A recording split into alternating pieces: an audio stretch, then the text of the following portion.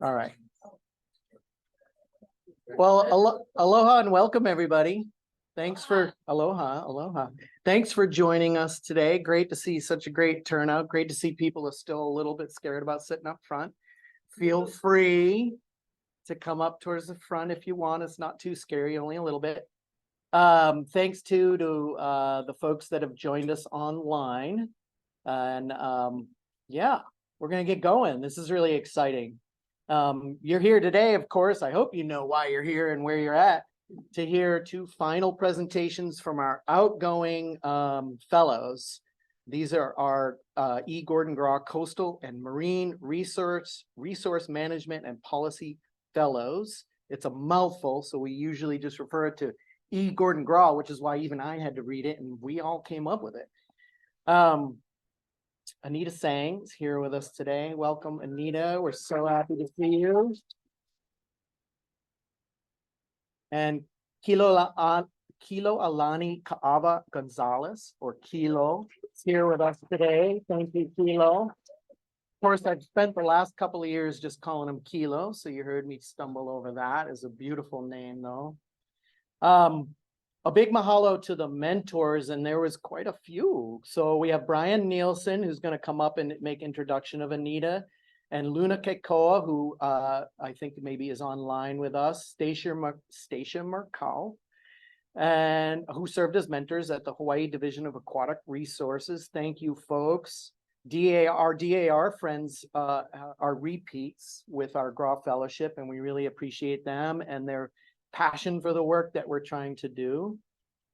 Thank you too. I think I saw John. Hi, John. Can you show everybody where you're at there? A little higher. John Mara over in the back of the room there, together with Ann Barlow, Philip Howard, and Eric Roberts. Yes, as you can see, it took 4 people to manage Kilo.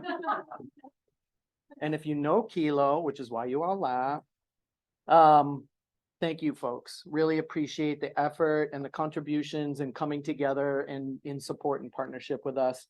You know, beginning in 2019 is when we started this Grau Fellowship. So it's a relatively young program, and I think everybody's familiar. There was that little pandemic thing in there. As a 2-year fellowship, we overlap the cohorts. So we offer this every single year, and then that way, we kind of have this tiered mentorship. Brian is mentoring Anita, and Anita is mentoring an incoming fellow, and so on. So that's kind of fun and works really well. This is our 3rd cohort that we're graduating. And we have a 4th that's halfway through. So they're in their, just finished their freshman year, so to speak. And then we have a 5th with have just started or about to, depending on the date, have started. Thank you. I have my help here. Maya's like, have started. And we have 4 fellows, which is more than what we've had in the past. So we're growing the program. The newest cohort actually has 2 placements with DAR. Thank you, Brian, and all our colleagues at DAR that are helping to make that happen. And then we have 2 with a brand new host, first time for the Honolulu Office of Climate Change, Sustainability, and Resiliency. And we're really stoked about that. That's an exciting adventure. They don't know it yet, but what Brian found out is once you do this, it's permanent. You have to do it every year. No, we hope so. This fellowship, the central goal really is to build a bridge between graduate school and careers in ocean and coastal management and policy. And, really with a particular emphasis on creating pathways for folks who call Hawaii home to come home. Some of them are here and working, or maybe they're at UH and then they're finding this pathway. That's fantastic. And then others perhaps are doing degrees on the continent or anywhere else on the planet. And we're really looking to kind of bridge that gap and find pathways, like I said, for those folks to come home. Anyways, with all of that, and I probably wasn't supposed to talk that long, Maya's like, move it on. We got a time frame because we have another meeting at 2 in this room. Exciting. None of this would actually be possible without the hard work, dedication, and mentorship, because the layers that Maya Walton has added to this program and the engagement with the fellows monthly and bringing other fellows together with these fellows, it is really amazing. I think the fellows would be the best to share that with you. So if you're chatting with them afterward, please do kind of hit them up on that. From inception, Maya has dedicated time, effort, passion to make this into a great opportunity for the fellows and a partnership program for Sea Grant with these hosts. And, you know, like I met Brian some years ago, whatever, we've done a little bit of stuff together, but I would offer that our relationship as programs and individuals has really deepened over this fellowship, and it's been really fantastic. As one example, not to leave anybody out. But I do want to take half a second to thank Maya Walton very much.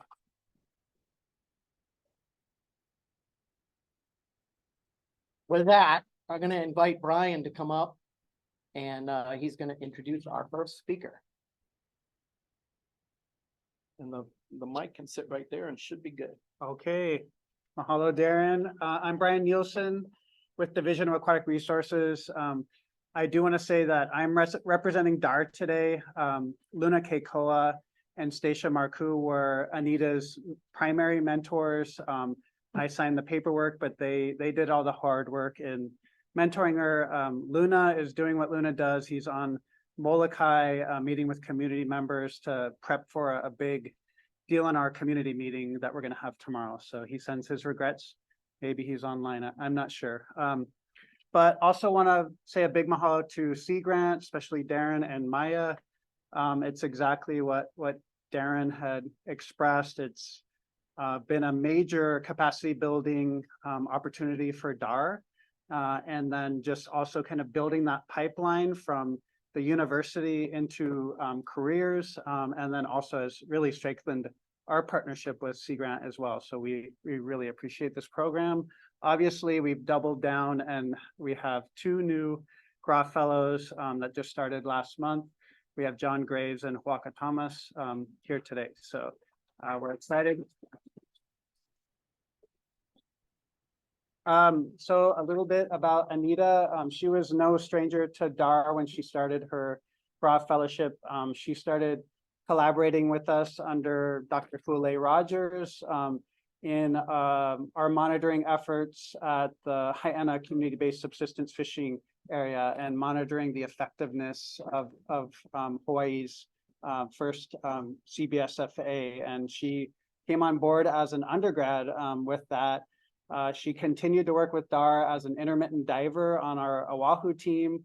So it was kind of an easy transition over to the Grau Fellowship, but it was a much different can of worms that I think she got herself into, from the nice, quiet underwater looking at fish to, you know, big community meetings, sometimes upset fishers, directing, you know, their displeasure with DAR towards whoever happens to be in front of them, which was sometimes Anita. So this was a much different experience, but she rose to the occasion. She really hit the ground running as well. Her first week, she had already started developing Holomua's website. So she did spend quite a bit of time just developing our communication tools, especially our website, story maps as well. She had a long list of accomplishments, so I'll just run through some of these. So one of her main projects was piloting the socio-cultural indicators for Division of Aquatic Resources evaluation of marine managed areas. So traditionally, we focused more on ecological and biological indicators in designing marine managed areas or evaluating their effectiveness. So this group of social scientists, cultural experts are kind of paving the new path of bringing in the other elements of marine managed area design and evaluation with these social cultural indicators. So that was one of Anita's big projects in terms of convening that group. She supported multiple scoping and public hearings. DAR took on a pretty major challenge of trying to move forward with 5 simultaneous rule packages this last year, but all of the prep work, all the scoping meetings, the public hearings, all of that work, listening to stakeholders to inform these rules. Anita was part of that behind the scenes team in putting those meetings together, running the Zoom, at the public hearings, letting people testify. So she was a key part of that process as well. She produced several key fish species, tables and graphics for marine managed areas, conducted comprehensive literature reviews of 21 key fish species in Hawaii. The list goes on. Analyzed Maui Creole data, and you know, there's a ton more stuff that I'm sure Anita's going to talk about in her presentation. But I also just want to emphasize, you know, Anita was put into some challenging situations. We had an administration change while Anita was in her fellowship, and she went to represent DAR at an international conference right about the time that the state made the announcement that we're dropping the 30 by 30 initiative. And so Anita's the face of DAR, standing at an international conference with a bunch of pissed off people looking at her saying, "What the F?" And she rose to the challenge. You know, she wasn't prepared for that. She shouldn't have been put in that situation, but she really rose to the challenge. And I think everyone came out positive out of that experience. But I think it just says a lot about Anita and her aptitude, her willingness to really take anything in stride and run with it. So we're really proud of the work that Anita did at her time in DAR. And you know, these fellowships, they're a lot about figuring out what you want to do, what you like, guiding your career path, but it's also about what you don't like and maybe what you don't want to do moving forward. So, you know, you can take Anita aside afterwards to find out what falls into which category, but I think we kind of threw it all at her, and no matter what it was, she really went for it and did a great job. So with that, I'd like to welcome Anita.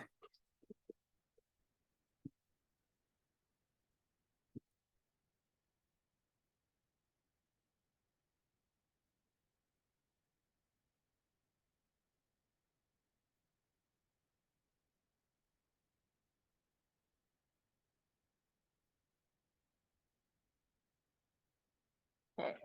Aloha mai kako. My name's Anita, and yeah, as Brian said, I was the Grau Fellow with DAR for the past 2 years, and then I guess I'll be sharing a little bit more about how I contributed to the planning, collaboration, and outreach for the Holomua Marine Initiative. Sorry, I might talk a little fast because I think we're a little short on time, but I should probably introduce what is the Holomua Marine Initiative first. So this is one of the biggest unprecedented efforts ever taken by DAR to work in collaboration with communities of place to develop management strategies and plans for their island or for their area so that we can make sure there's enough resources for future generations.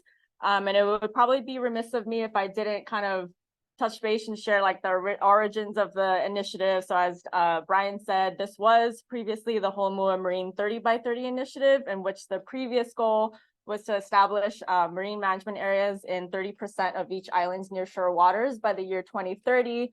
But unfortunately, there was so much miscommunication going around that it was driving so much kind of like anger, confusion, and frustration around the topic that DAR as a team decided to drop the 30 by 30 goal. However, the initiative is still going on, and the intention behind it is still the same, and that we're going island by island and approaching communities and asking them what kind of management actions they want to see in their area. So while the creation of MMAs is not a main goal anymore, we're still working collaboratively with them to create these management plans and actions. And then so one of the things I contributed to a lot was the education and outreach portion, which is probably one of my favorite parts and probably the most important too.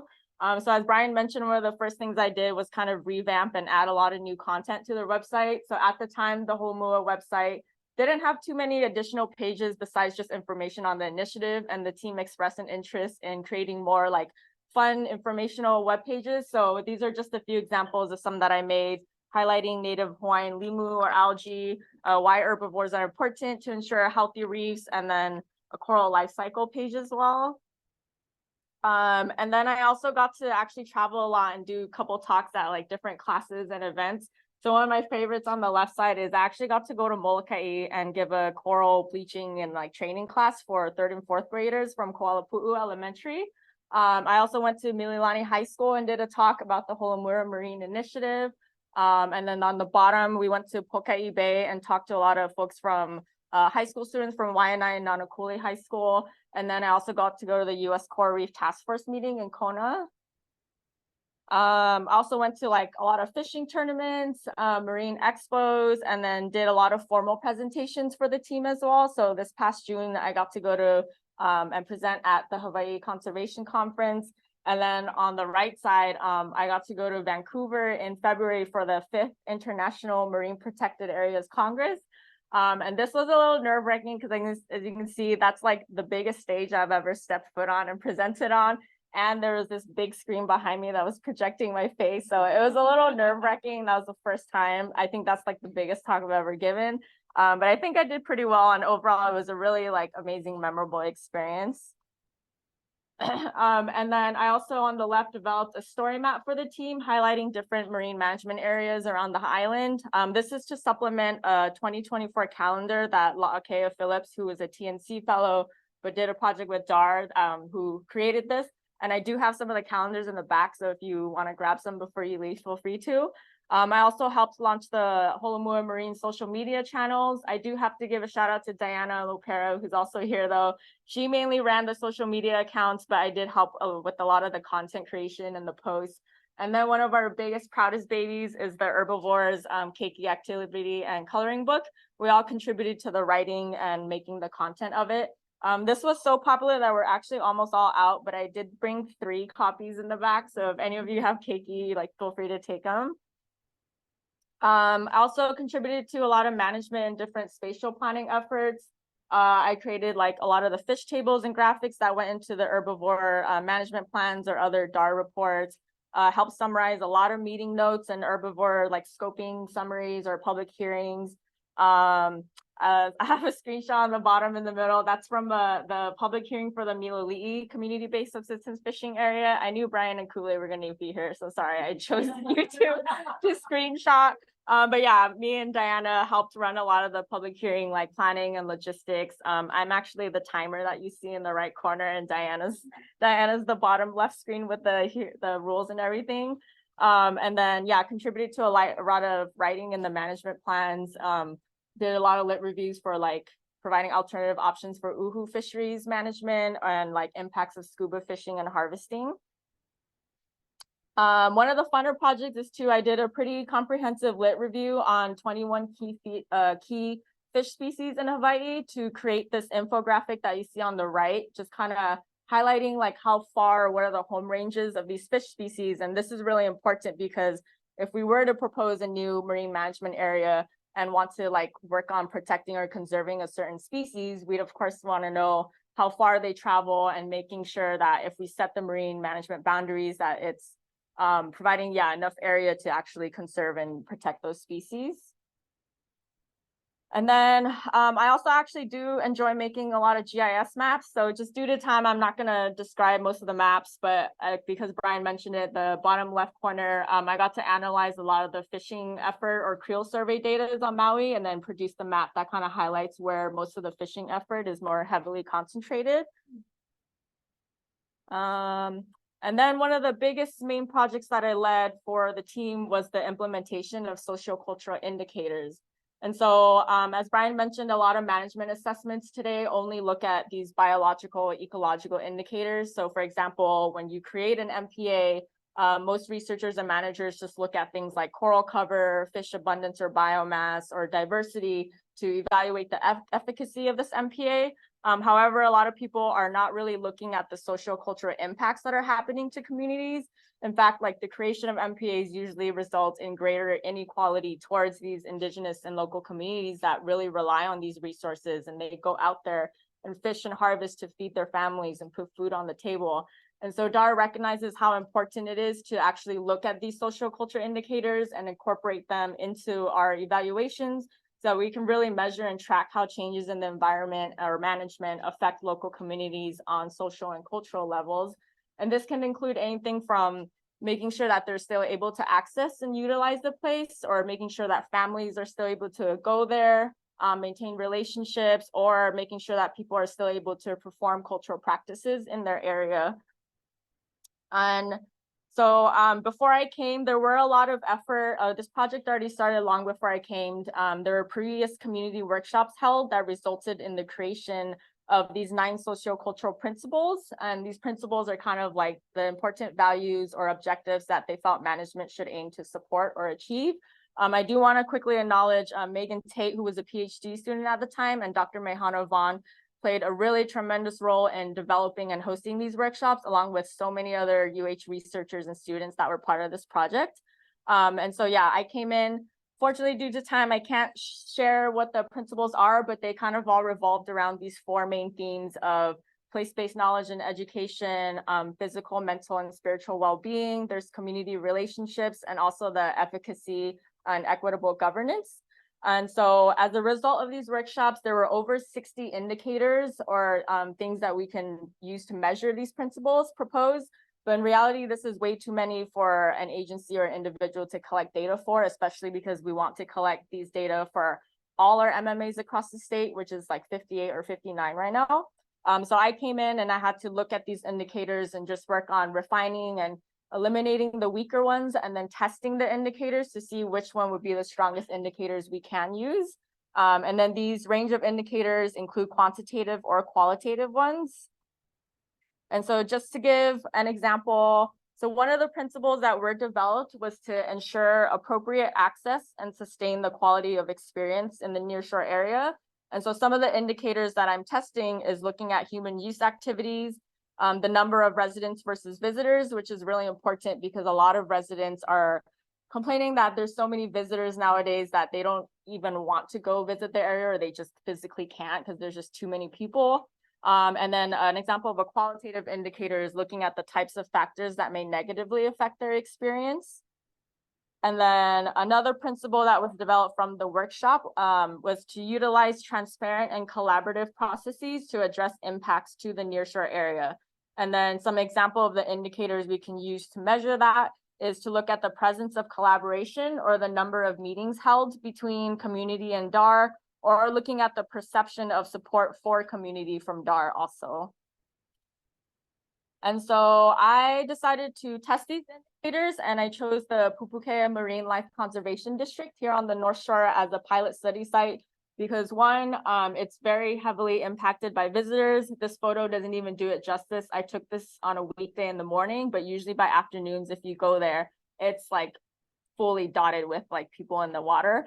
And I also chose this because of how involved and all the great work that the community-based nonprofit there, Malama Pupukea Waimea, already does in that area.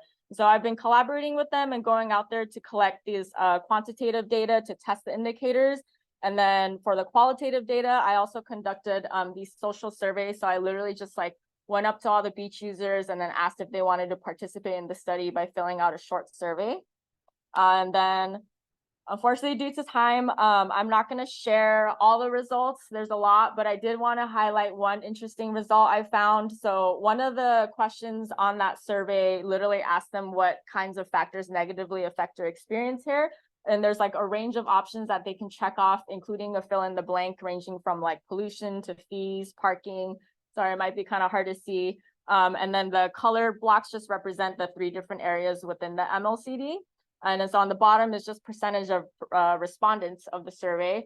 And so as you can see, if you just look at the length of the bars, but the majority of participants stated that traffic or parking and the number of visitors or tourists are the main factors that negatively impact their experience. So this is really valuable because then we can present this to managers or present this to the ledge, especially for Malama Pupukea Waimea, because they just got funding to do a carrying capacity study. So they can present this and literally say, look, like over 70% of people here do not like the traffic parking situation. What are you going to do about it? And that prompts management to actually take action and address this issue. And one of the proudest things also is we actually were able to publish a paper on this. So with the help of Mehana and then Kapono Gaugan, who is a GRA on this project, along with many other people again, and Maya is also on it. We were able to publish this paper in Ecology and Society, and it's currently in press right now. And then, so finally, I think overall, I've just been so grateful for this opportunity and this fellowship. I think one of the most rewarding experience out of this is just being able to develop all these amazing relationships and meeting all these like community members from around the island. From the conference, as Brian said, it did start out a little rough, but it turned out really well in the end because we were able to create a really good relationship with the Maui Nui Makai Network folks, and there's some TNC people in there too. Jenny from Malama Pupukea Waimea was just such a pleasure to work with. Also got to go to Haena and do a work day with the Hui Maka Ainano Makana. And then on Molokai, I got to meet with Uncle Hano, and thank you, Janine and Kehao and CJ for also doing the coral bleaching classes with us. So I just really, I'm so grateful for the relationships, and I know I'll be able to maintain them even after this fellowship. And then of course I gotta thank Dar. There's too many people on my team to name, but yeah, really thank them for being so welcoming. I'm gonna really miss them. And then especially thank you to Luna and Stacia also for being so supportive and allowing me to branch out. I'm known to always, I don't know how to say no, and I always want to help everybody and try learning a lot of new things. So they were very supportive in letting me kind of branch out and do other more general DAR related stuff that's might not be specifically related to Holomua, but they're very supportive in letting me like branch out and learn new things. And then of course, mahalo to Sea Grant for this opportunity. I realize I don't have a group photo with you guys. I know we have taken them, but I've never gotten them. So Maya, I'm gonna bug you after. Yeah, so this is just a photo from a Waimanalo Limuhui workday we did. I really just appreciate how welcoming and friendly you guys are, and like all the work days and all hands meetings. I really love them, especially because it involves like a work day where we're learning about a community-based nonprofit, and everyone's just been so welcoming. So thank you for that. And I think that is it. Yeah.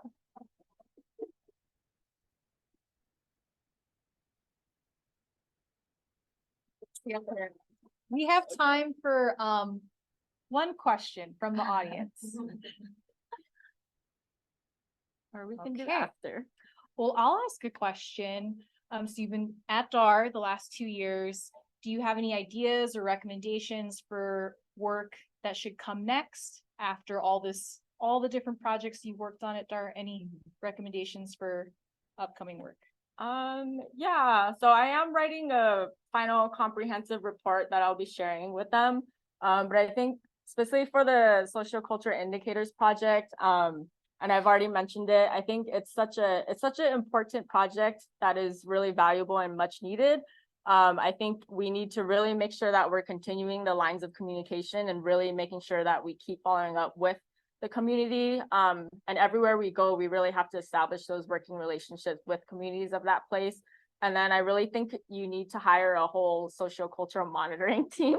Like we're still in the early stages right now in developing the framework and testing, but it's going to be a lot of data. And if you really think about it, we have a whole monitoring team for ecological indicators. So I think if we really want to take this seriously, we're going to need to hire a team just to collect data for the socio-cultural indicators too. Yeah. Another question for Anita. Let's take George. What happens to the reports? Okay, so the question was, what happens to the reports after they are published? Most of the time we do post them online. I would be open to sharing them externally. I think just maybe I'll check in with the DARS because the report I'm writing is more an internal document and recommendations for DAR as an agency, but I'm pretty sure maybe if we talk to them, I can share them also. Yeah. But we do have that manuscript, that paper that's getting published right now too. Yeah, I can share. Another round of applause.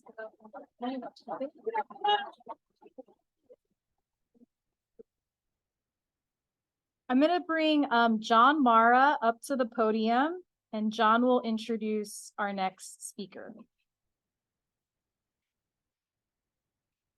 Okay. Aloha, everybody.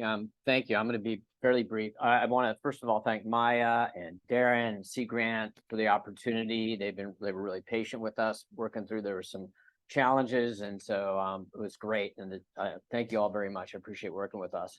I also want to acknowledge I'm one mentor, but there's Anne and Philip and others, and so it really was a team effort. So that just make sure we acknowledge that.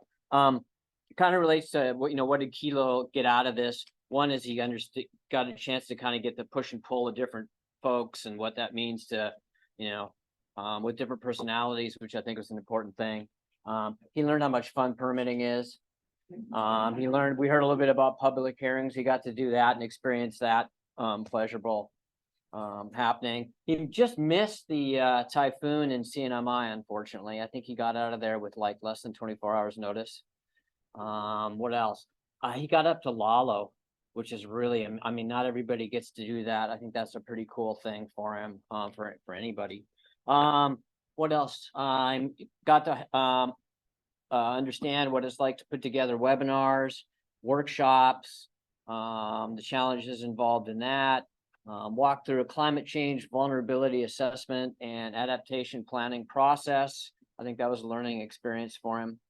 All in all, I think that we, the point of the mentorship is to try to get a taste of what reality is like out there in the world and work-wise, and I think it gave him a pretty good experience. What did we get out of it? You're going to hear about that, so I'm not going to spend a whole lot of time, but I think there was one thing I want to make a note of. And so, we had a bunch of different exercises, and there was a workshop. Oh, I'm going to say it's kind of the culminating workshop where we brought everything together. And, Kilo made a point of engaging with the Hawaiian community prior to that and making sure that they were at that workshop. And, there was sort of an epiphany or almost a paradigm shift that occurred as a result of their presence at that workshop. The managers kind of came in with a perspective, and we wouldn't have had those folks at the table, and that folks that Kilo brought to that meeting, we would have had a very different outcome. And it was, I think Kilo hopefully will talk a little bit about Lalo I Lalo. If not, maybe he went and planned on it. Maybe you can mention that a little bit. But I just, it was really, really an epiphany for the group. And so we were really lucky to have that. And that's something he brought. And just the general, I think many of you guys know Kilo is great. I've been doing this for about 30 years. I've probably mentored about that many students. And Kilo is at the top of the heap. He's outstanding. So, hand for Kilo, and thank you.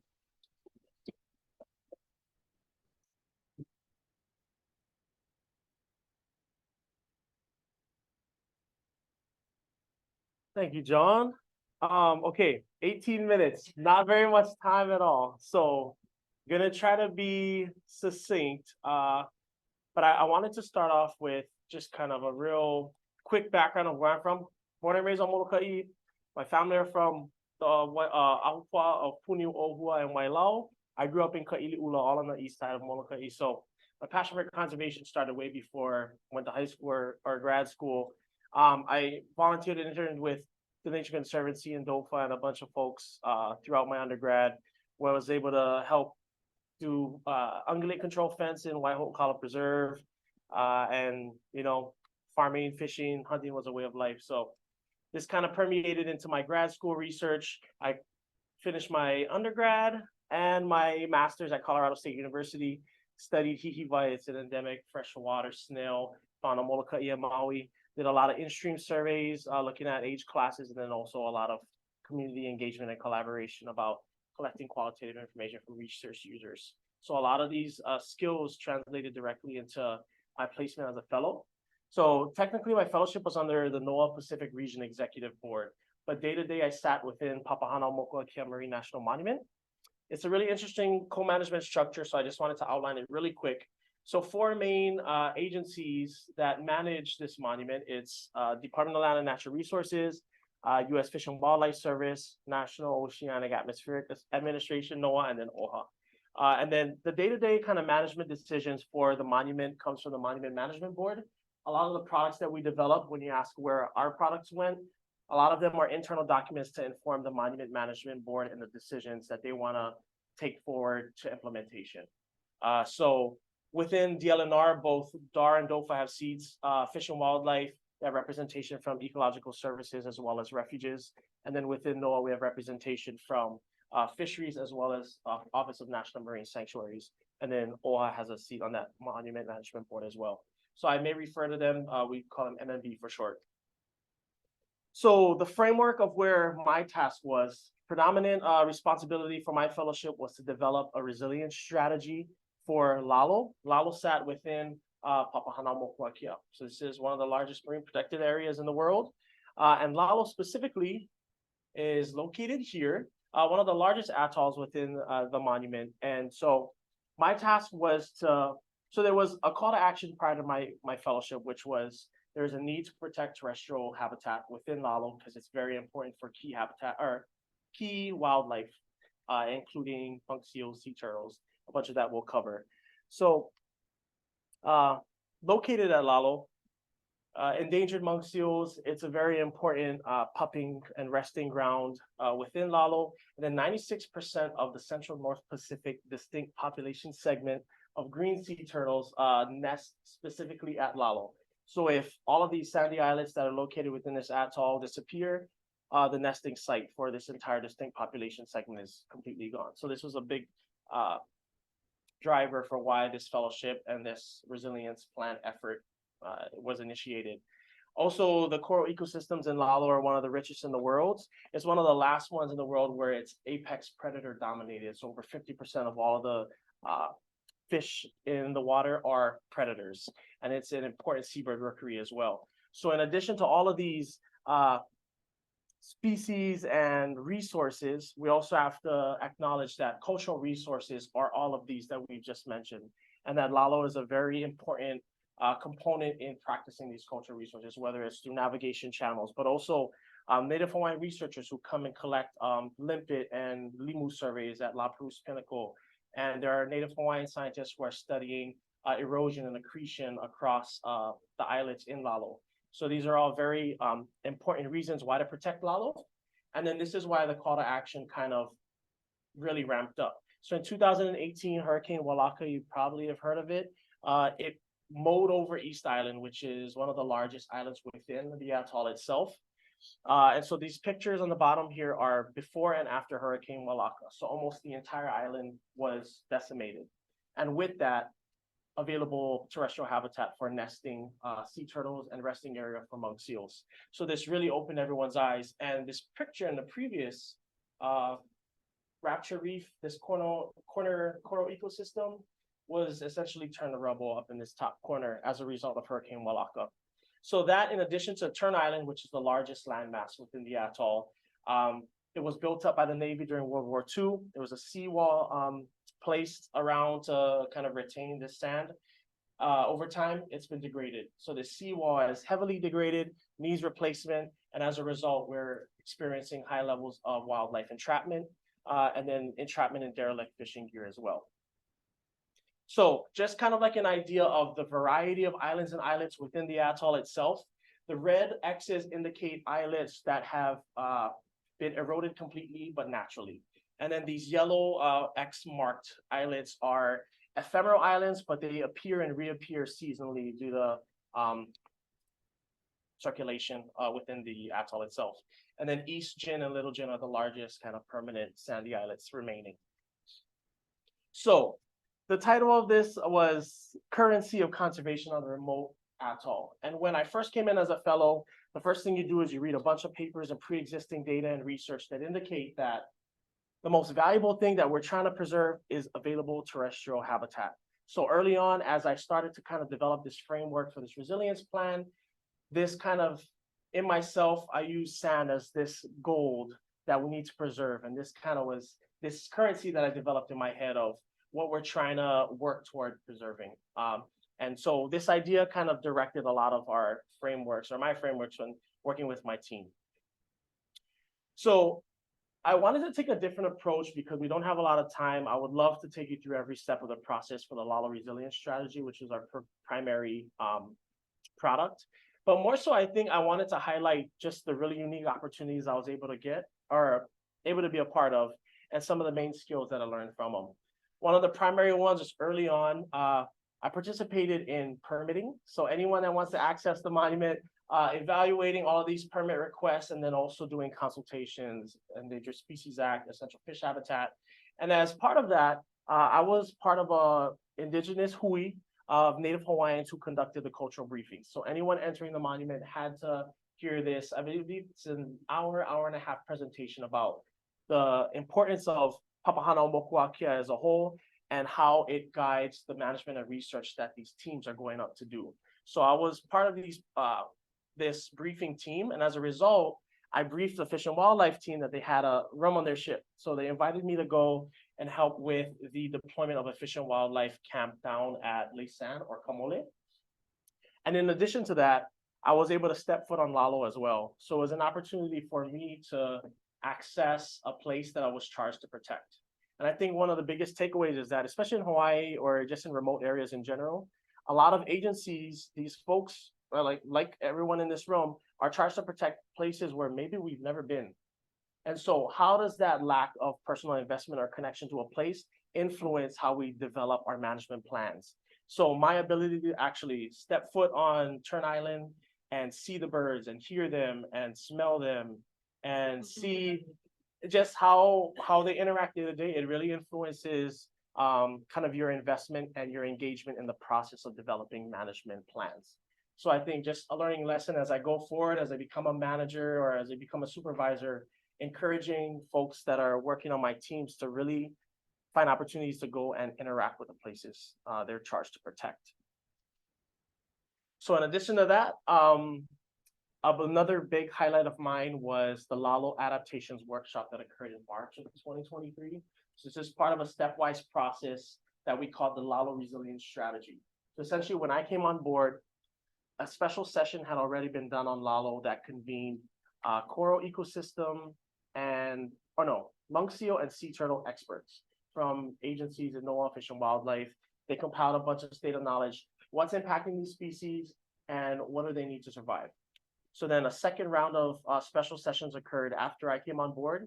We added seabirds and coral ecosystems. We brought in a bunch of subject matter experts from our co-manager agencies as well as external collaborators. So we collected more state of the knowledge, and as a result, we had a huge cohort of subject matter experts. This workshop was our culminating meeting. So we got about 50 participants. I believe 45 or so were in person and a few more online. And so the goal of this part of the process was, now we know everything about the main species we want to focus on, what stressors are impacting them, as well as their needs for daily living.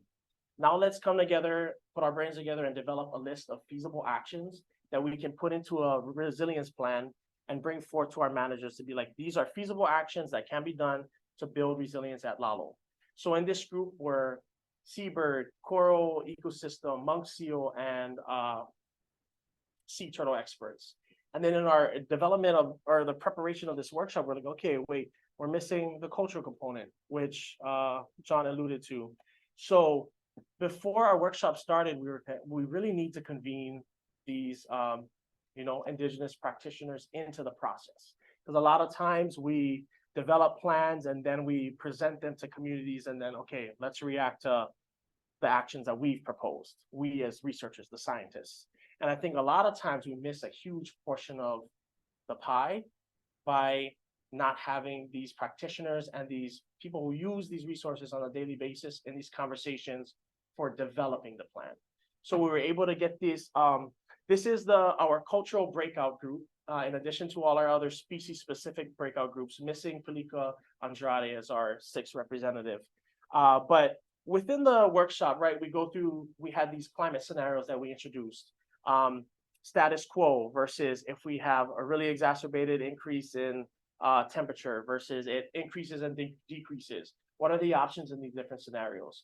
And so the turtle researchers in particular, they mentioned this example of we're seeing feminization of turtles. So as sand temperatures are increasing, the sex ratios are skewing to mainly female turtles. So someone mentioned, oh, feminization. And then the culture group were like, oh, feminization has been recorded in Hawaiian history by Haumea in 3 different instances over thousands of years.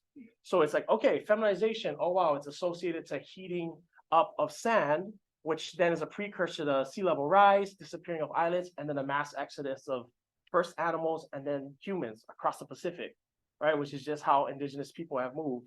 So how these kind of thought processes introduce ike kupuna, or databases that are based on hundreds of years, thousands of years of knowledge, and integrating into how they kind of inform how we prep for the future, right? So if we recognize this feminization again, is this a precursor of this next exodus of people and animals, which means, inundation of islands. And another one, Lalo Ilalo. So our plan was develop a list of actions, things we can do at Lalo. And then the cultural breakout group were like, what if one of the actions is no action at all? Like, why you guys don't just leave them alone? And then they're like, I feel like in this whole workshop, we haven't mentioned like the meaning of the name Lalo. Lalo means below, underneath, beneath. So what if one of the actions is actually letting it return to the mole, its inception below the ocean, and that being a Hawaiian concept, but it also being a very much sound research action or a management action. So that really helped to kind of reset the frame of these managers, and it was really impactful. Moving on, because I don't have time. So in addition to that, just the array of community outreach and education opportunities I've been able to have with Waimanalu Limuhui, in Ma'ili, get into your sanctuary days, Sea Life Park, and then also the climate teacher workshop where we had teachers, middle school teachers from around the state who are teaching climate science. I was part of the group to facilitate the Ike Kupuna integration into these science tools that we're providing to teachers, and how a lot of these students are struggling with retention of these concepts. So we introduced an Ahupua'a web activity as a way to introduce at a surface level the concept of the Ahupua'a, and then as a way to kind of introduce these more complex climate-related models and tools and lessons. My lesson and takeaway from this. A lot of times this challenges us to think from a different frame. We're communicating with kids a lot of the time, and we're communicating with community members who don't speak scientific jargon. But what I've learned is like, you can take that as a manager and don't forget to think like a 5-year-old sometimes. The most innovative concepts and solutions come from thinking knee high. And so I challenge all managers to kind of never lose that child within you, because there's a lot of innovation and ideas that come from that. And I've learned that from just interacting with communities. So our final product, this is just a mock-up of the front page, but the Lalo French Frigate Shoals Resilience Plan essentially is a culmination of all this data we compiled. But it's mostly the culmination of the data from that workshop. So essentially what this is an internal document we provide to the Monument Management Board with a list of feasible actions. And these include conservation improvements like contaminants removal, replacing or improving infrastructure, to interventions like sea turtle conservation introductions, seal and seabird translocations. It also includes observations, monitoring, research, communication strategies. So all of this is outlined in great detail to the management board in this document. So this is kind of our final product. We're pushing this out this week. And this is just kind of like one of the products from within the document itself, but these adaptation pathways. It's at a step now where we provide the possible options. Now it's the Monument Management Board's chance to identify which ones they want to develop implementation plans for and then take forward into the field. And that's where they identify who's going to be the POC, who's going to fund it. Those mechanisms will be kind of the next steps. And so with this concept, I wanted to return to this idea of the sand and terrestrial habitat as this kind of currency that we use of, this is our measurement of success. If we maintain the sand and terrestrial habitat, we've succeeded at preserving Lalo itself. But I think after my experience and my fellowship, I've really reframed what successful conservation is measured under. And I think this new currency of pilina and how pilina or connection or relationships, you can have the best management plan in the world, but I've learned without that collaboration aspect, without the meetings or break times in between the workshops to have these conversations, or the business cards that are exchanged that go into like these side ideas and side projects, and they all influence conservation itself. So I want to encourage that as we have our, calls from up above, okay, we need to preserve these species. I think taking a step back and actually realizing that the pilina itself is kind of the currency that drives successful conservation. So in addition to the work that I did and I mentioned, I was also able to travel to Guam and CNMI to assist in the proposed sanctuary designation public scoping process for the Pacific Remote Islands, and just being able to interact with the regional team who I don't work with day to day, but then learning kind of the process that goes into polling communities about their ideas of things like sanctuary designation. and kind of seeing more similarities than differences within local communities around the Pacific. And also with just the people I was able to meet within Sea Grant and the professional development opportunities through facilitation training. I think if anything, this was a blessing from grad school now transitioning. I'm glad this was a way to help me retain myself in Hawaii and show that I think my path is to continue in Hawaii and then reinforce all of these things that we've learned throughout the fellowship. But I really did want to thank Sea Grant, Maya, Darren, the whole team, the prep. John has been an exceptional mentor. Like, I'm more of like a hands-off person, so I think the way we collaborated and the working group that we had behind me, I think we've developed some amazing products. But then I also just wanted to thank my home. They weren't officially my sponsor, but they were and day to day.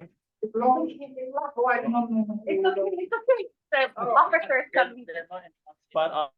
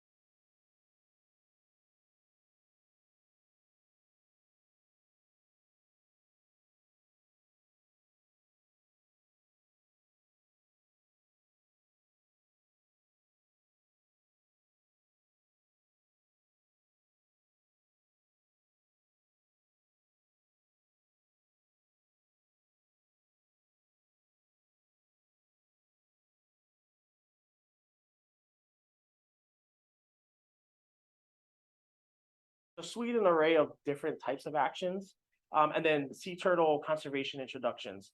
So as sea turtles are having a hard time, a lot of their nests are getting washed away.